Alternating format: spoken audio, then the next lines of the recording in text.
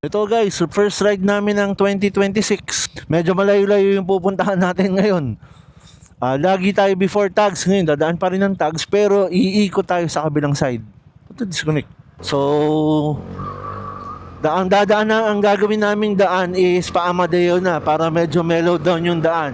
Pwede naman din tayo dumaan ng Pasilang, kaso off-route eh. Lalo kung lalabas pa tayo doon, mas better na yung magpasilang tayo. Magpa-gentry tayo. And then from doon, nung dumalo si GJ sa bahay, kasi nga nagsabi siya na pupuntahan namin itong destination natin ngayon. Ang pinaka-ideal na dadaanan is yung papunta ng Fantasy World. So first time ko mamumotor. Pero ako rin eh. Makikita natin yun along sa mga makikita. Pwede na daanan na natin before, mga 4-wheel siguro. Alam mo naman, di mo minsan pag nagta-travel ka, ang focus mo yung kung saan ka napupunta eh. Di mo na masyado napapansin yung mga dinaanan mo eh. Tapos may nakalimutan pa nga ako. Nag-empake na ako, sabi ko, naiwan ko pa yung gloves ko. Sabi, di ko napapalikan. Ang layo ko na eh. Buti lang mahaba naman tong sleeves ng hoodie, kaya okay na rin. Tapos kahapon, habang nagpe-prep, nilinis ko lang konti. Sabi ko kasi baka nga umulan, bali wala rin naman pag nilinisin ko ng yung linis mga sinop. Ang ganda nga nung bracket tsaka nung yung kabitan mismo ng clamp, yung pinaka bracket, bagay tignan. Naka-signal left ka pa rin ha. Yung type mo, ganda tignan. Saan? Oo nga.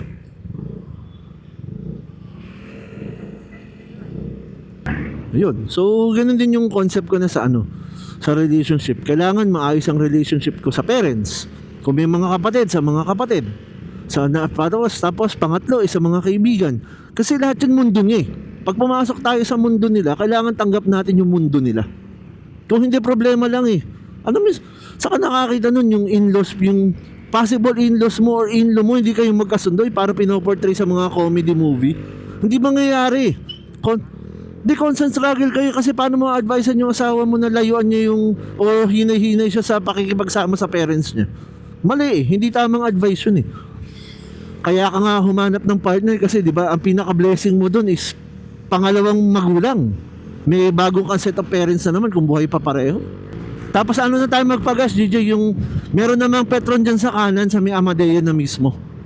Diyan na. Hindi na ako nagpagas din kanina eh, pero ito pwede pa naman tayo umabot ng taas. Kaso sigurado blinking na ako dahil 1 bar na ngayon eh. Nasa early part pa lang tayo ng Amadeo pero napakalamig talaga. Much more siguro pagkakit ng Tagaytay pero hindi naman tayo masyado magtatagal doon. So far blessed pa rin tayo na maayos yung weather. Kasi sabi parang uulan eh. Pero sana nga wag talaga. Kung meron man, at least ambon-ambon lang. Ito guys, nasa na tayo? Mahogany area. Tags na kaagad tayo. So far again, weather is nakikisama. Gloomy lang yung skies. And like I said kanina, sobrang lamig talaga dito ngayon. Medyo controversial siya. Tsaka, DJ nag-make sense na. Di ba yung parang parang ang weird ng korte. Layover kasi siya for emergency. Yeah, makita mo ngayon. Double yellow.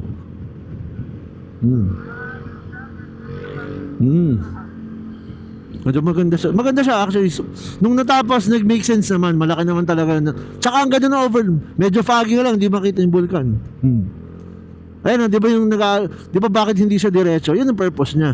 If in case nagka-emergency, may layover.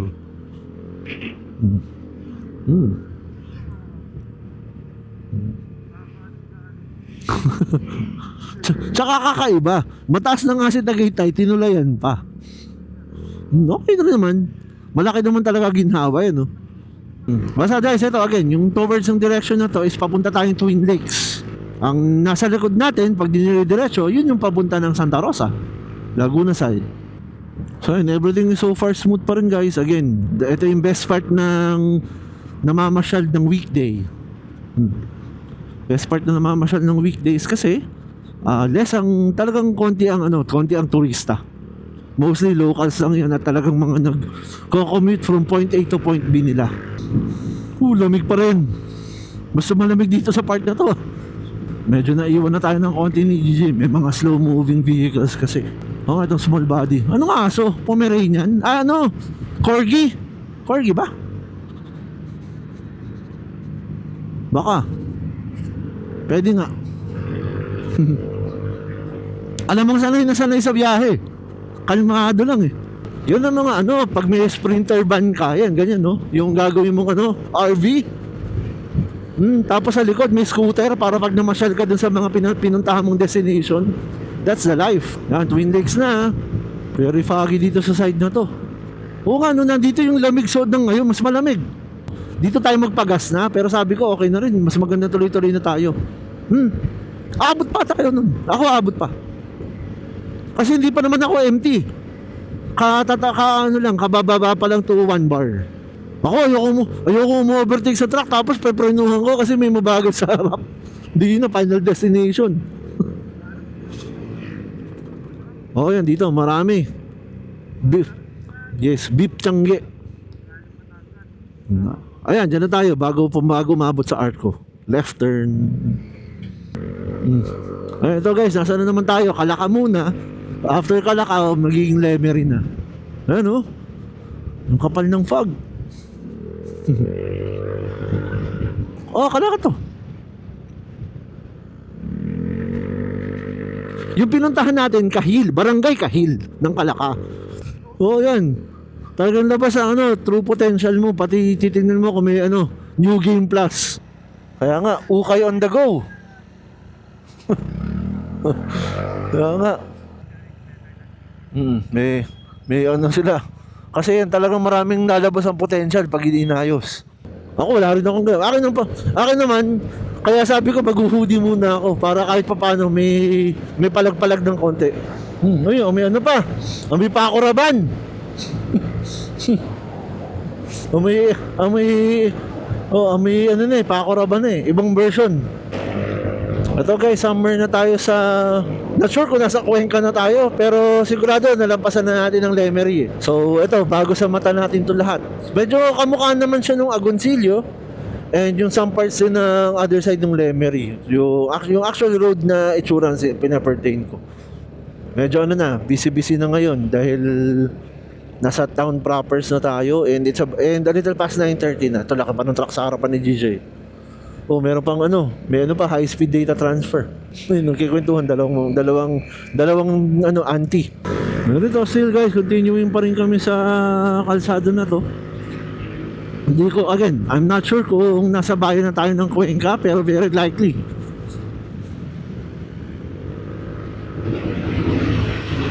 Maganda naman yung road. For some reason, marami lang talagang maraming mga dump truck na dumadaan. Pera? Kanino? Uy, hinangin, papel. Parang 50 pesos. Hindi akin yun. Hindi ba sa'yo? Sa'yo ba? Nagpupulot ka pa ng pera sa daan. Ayun, nagpulot pa si GJ ng may konting PE. Ito na nga. Meron din. Dito na.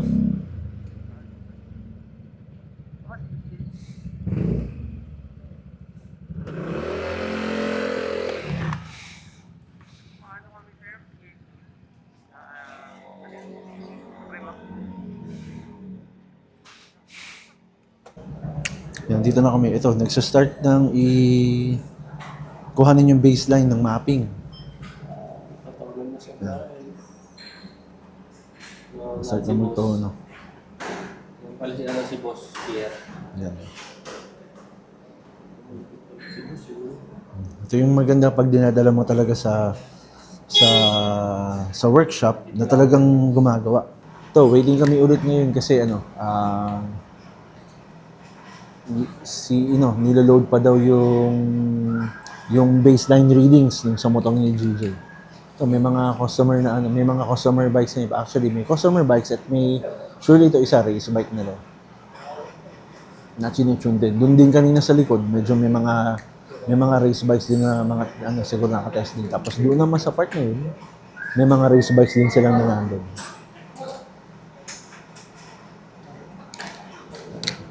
Kaya later again, pag pwede na ulit mag-check at tignan doon, babalik tayo.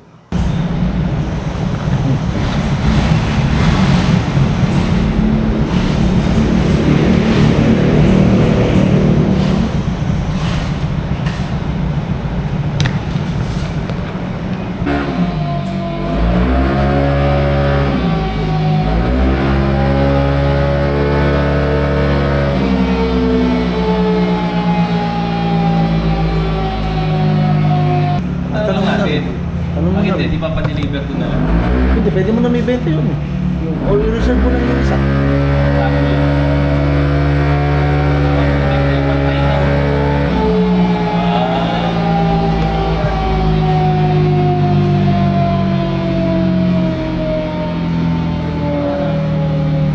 Sana gumanda yung ano.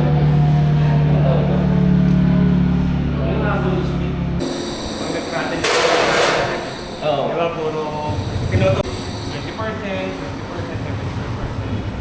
Lahat yun, kailangan ito. Kaya matagal ako magdali. Kasi ako nakatatlo ata. Matagal pa ba yun? Tapos pinagal ng ano eh. Ano yun? Hindi, magandang kasi, di ba? Pagka Oo. nagpapadayo no, punta Oo, Punta talaga. talaga. Kasi talagang kinukuha mo min lahat. Actually, ang bilis na nga ano, sandali pa lang kami na. 40 minutes. Bilis na, actually, okay na talaga. Salamat kay boss. Bossing, thank you. Thank you. Thank you rin, salamat. Thank you. Testing nyo muna. Ay, pwede pa testing. Hindi, papatesting talaga sa inyo. Hindi namin, hindi pwedeng i-release na hindi i-release. Salamat, bossing. Salamat. Thank you. Step, tatawag ko din muna. Sige ba? Ayun, tapos na. Testing naman daw ngayon. Si boss Pierre.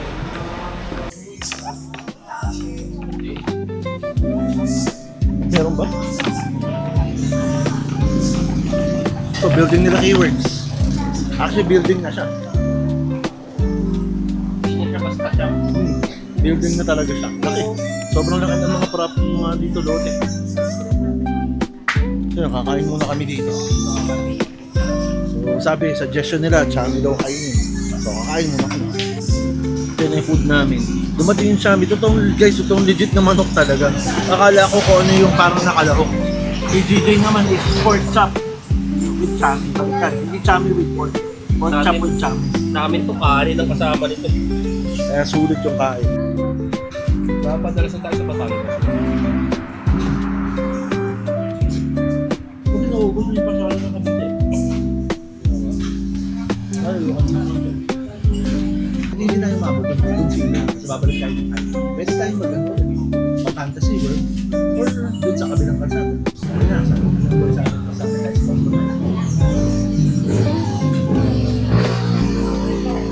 Magkano benta yung lupa, 13 million.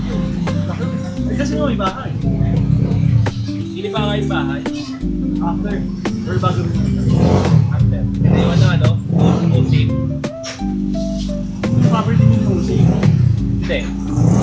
May bumili, pinaupahan yun. At least.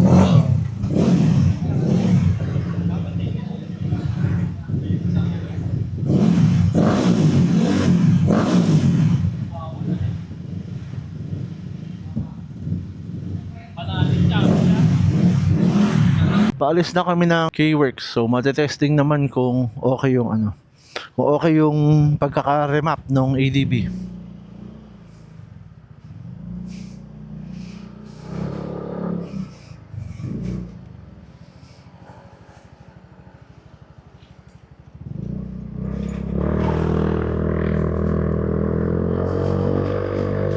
Ang ganda dito sa place nila.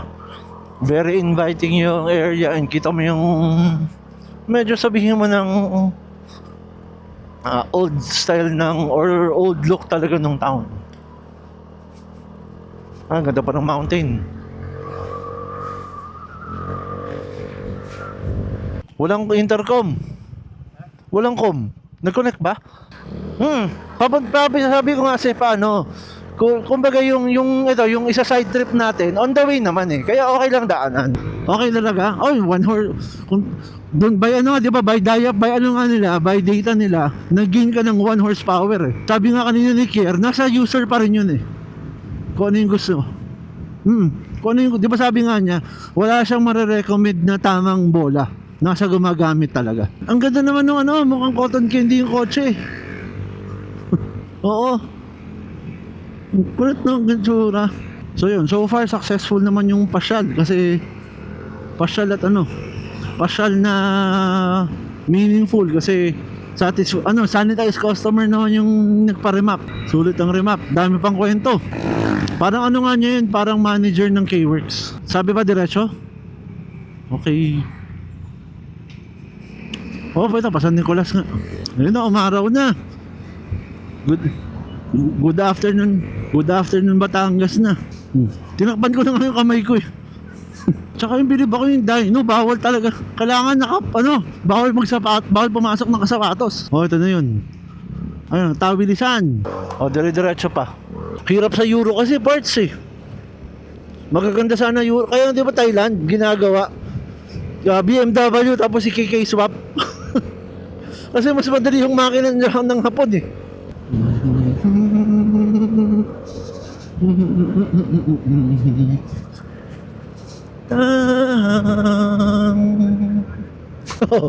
Pang massage.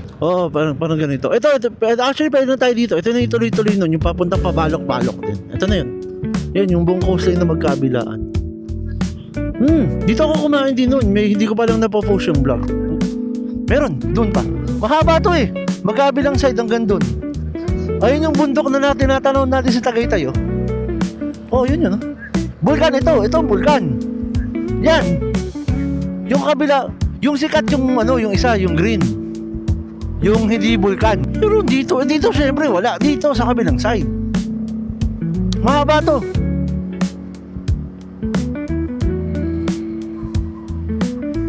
Ang ganda oh. Saan na pupunta? Wala naman, ito natanawin natin. Doon sa kabilang side, yung may naman, parang baywalk din doon. Pwede rin tayo doon.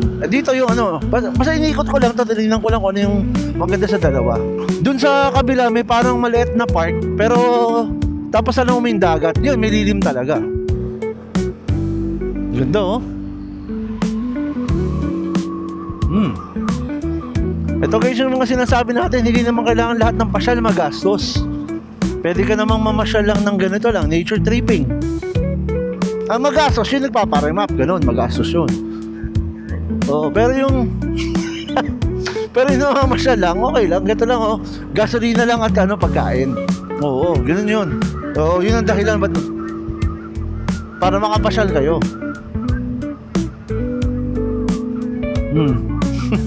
Doon pa sa kabila, ayan. Barangay Balok-Balok. Pero masarap yung kinainan natin. Kahit sa susunod pag pumunta ako dito, doon kami iikot kung hindi ka kasama. Ayun pala itsura ng mga yung cultivation ng isda. Ayun oh, may na. Ewan ko kung ano yun, wala naman talaba dito, tabang to eh. Lulusot mamaya. Hindi talaga siya nakadugtong. Guys, nandito na kami sa pa rin, sa gilid ng lake. Ito sabi ni GJ, subukan namin yun. Namimiss niya yata yung mga lubak eh. Magko-konting trailing kami.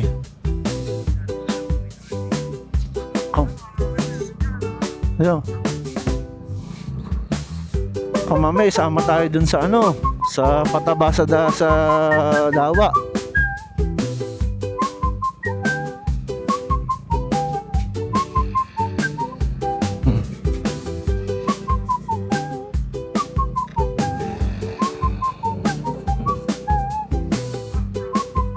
Off-roading. Ito, wala na naman kami magawa ko. Ano na naman, parang na-miss. Bandang ganito guys yung na-experience namin sa Legazpi. Yun nga lang yung sa Legazpi, nakakapawing talaga. Kulay itim yung lupa sa Legazpi. Tapos ang hapdi sa mata, nakakapawing. Saan? Saan doon? Papunta nga doon sa highway din. Parallel to eh.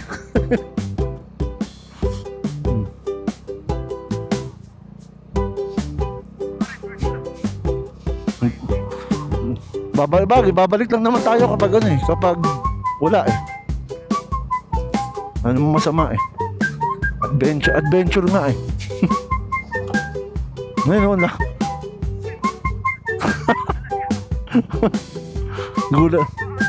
Gulat ka Oo. May bangkaan eh.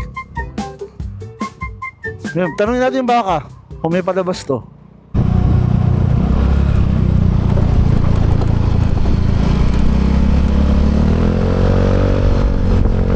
Kanina iwan mo, ganda na naman. Oh, ang ganda nga. Ayan na guys, malapit na tayo sa Tagaytay. Papanikin nga lang talaga. Kakaiba, talisay pa lang, lamig na ha. Oo, ang ganda no. Alam mo yung maganda sa Love Life tsaka sa EK Civic no, 15, 16, 17 na mags pwede lahat. Ang ganda talaga no, yung body shape niya kasi napaka-match sa ano, napaka-match sa size ng mga mags na yun. Yung ibang mga kotse hindi ka pwedeng mag 15, magmumukhang punggok. Pag naglaki ka naman, OA. Hindi katulad yung Love Life tsaka yung ano, EK, ang ganda talaga tignan. Umikot nga talaga tayo ng Taal. Hindi nga lang buong loop pero malaki ikot. Yung ano, yung may kung fu artist dun naglalakad, may ika yung amoy ng merienda. Turon tsaka bilo-bilo. Hindi pa ka nakakita ng bilo-bilo No, buhangin na naman. Kung kailan pa talaga sa kanto, no? Wala, saan ka man nakapin? Sigurado ka, hindi ka sa sungay nakapin, ha? Okay, sure ka dun, ha? Uy, ganda naman ng ano ka. Ganda naman nun, no? Ramdam na talaga. Sulit ang 3.5. Yung 3.5 naman 10 full tank lang yun, kaya okay na. Wala tayong yung ano, paahon bagay, naip na ano dyan. Nagpapahinga. Nasa ano, hindi ko alam guys pangalan ng kalsada na to, pero ano, naaamoy na natin ang Tagaytay. Ano 50-50. Ito 55-60 na.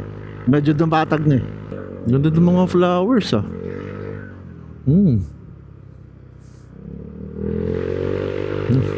Mas maganda tong ruta natin pabalik. Pasyal na ahon.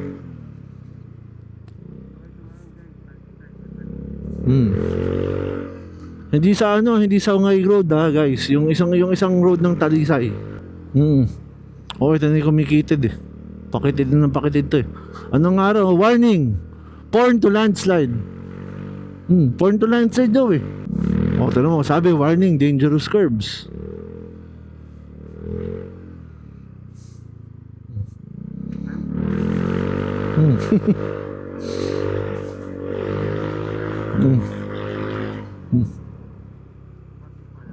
Yan nga. Bawal magtapon ng tao dito. Syempre. Tao nakalagay.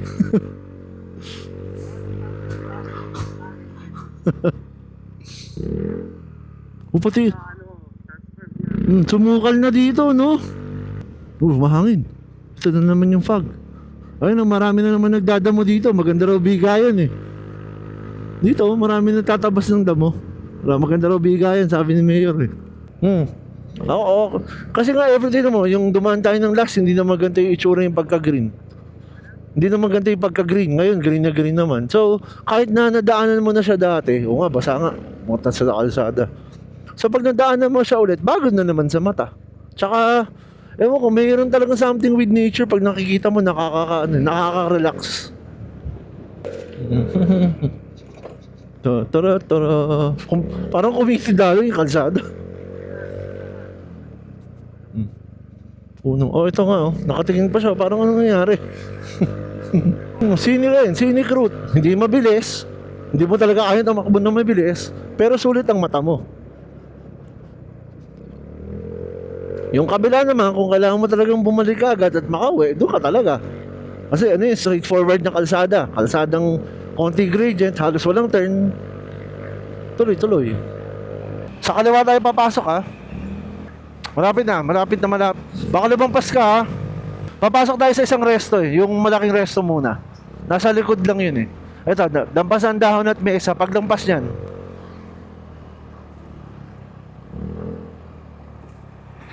Ridge Park. Isa pa. Yung may nakita ko malaking resto. Nasaan ka na ba? Sino makita? Nakita mo na? Yun. Pasok ka na dyan. Tumuloy na yung ulan Tumuloy na talaga yung ulan. Ito na. Lawa. May signage na silang bago.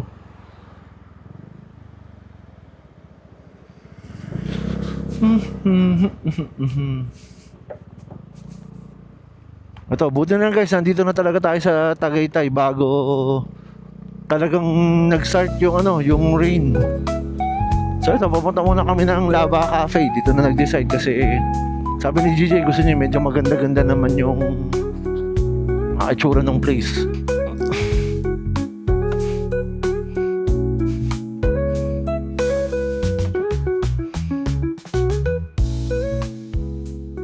Oo nga, no, habang nung idol sana tayo sa Keyworks, dapat nag-drone ako dun. Naisip ka agad. Wala na tayong ginagawa kanina.